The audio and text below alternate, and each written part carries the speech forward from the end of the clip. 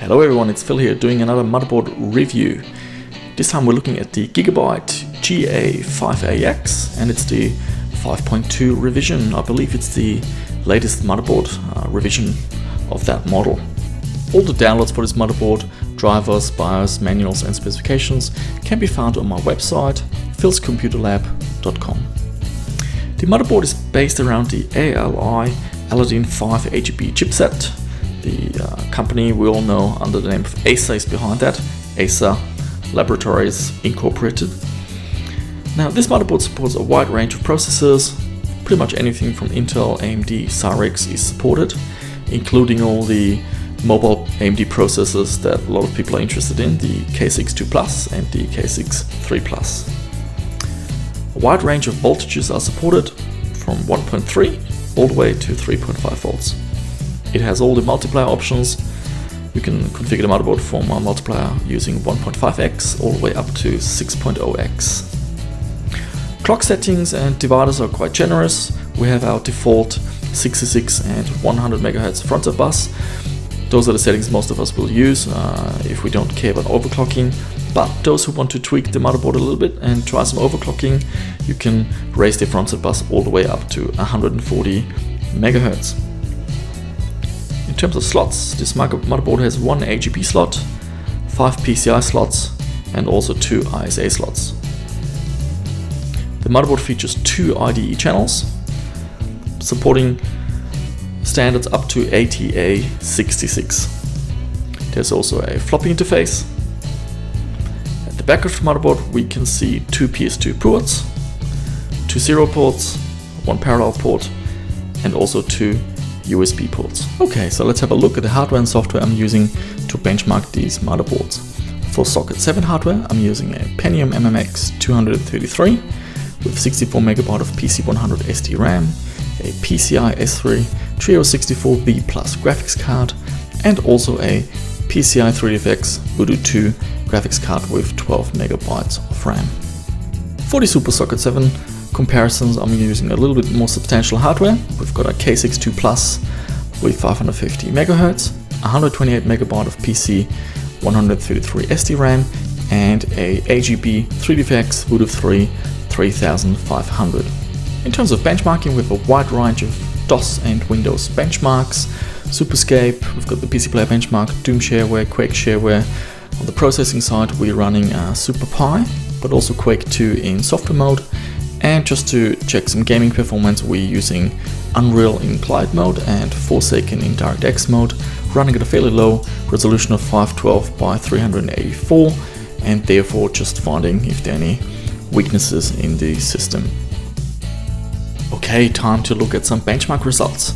This time we have some data to compare to. I've already reviewed the 586 ATX motherboard, so we can compare this motherboard to that one. Let's start with talking about IDE performance. IDE performance is fantastic on this motherboard. Supporting ATA66, we get very close to that theoretical bandwidth. All I had to do was tick the DMA tick box. I didn't have to install any Busmaster drivers or chipset drivers. Everything just worked. In fact, all the devices were picked up by Windows 98. I did not have to install a single driver, apart from the USB storage driver, but that's something I have to do with any motherboard. So yeah, IDE performance is fantastic. Okay, so let's have a look at some hard numbers. This is the Socket 7 results. So we're looking at running the board at 66 MHz front-end bus with a Pentium MMX 233, a PCI S3 video card, and also the 3DFX Voodoo 2. So comparing this board with the 586 ATX, across the board it's a little bit slower. So for example, in the DOS benchmarks it scores 156 compared to 165. PC Player is pretty much the same result. In Doom, 75 instead of 83. Quake is actually a little bit faster. SuperPi benchmark, yep, quite a bit slower. And Quake software mode, Unreal and also Forsaken, it also scores a little bit slower. Okay, so let's have a look at the Super Socket 7 entries.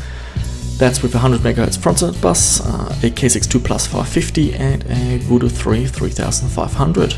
Scores across the board are significantly faster compared to the MMX 233. We're getting a Superscape VGA benchmark score of 449 frames per second. PC Player benchmark achieves 167.9 frames. Doom clocks in at 149.08 frames per second. Quake achieves 86.2 frames per second. Super PI also quite quick. We're clocking in at 6 minutes and 13.2 seconds. Quake 2 in software mode, 17.5 frames per second. And finally, our gaming benchmarks at 512 by 384 resolution. We've got Unreal running at 48.39 frames per second, and also Forsaken running at 161.47 seconds. I just noticed that the headings for the Unreal and Forsaken still refer to Voodoo 2. It's incorrect. I used the Voodoo 3 3500 for these Super Soccer 7 results.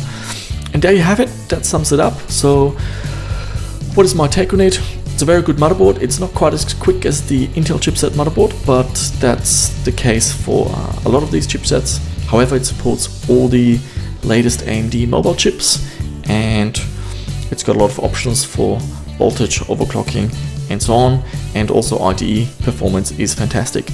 And that's really it for this review. If you enjoyed it, just leave a comment and look forward to some more videos I've got planned in the future.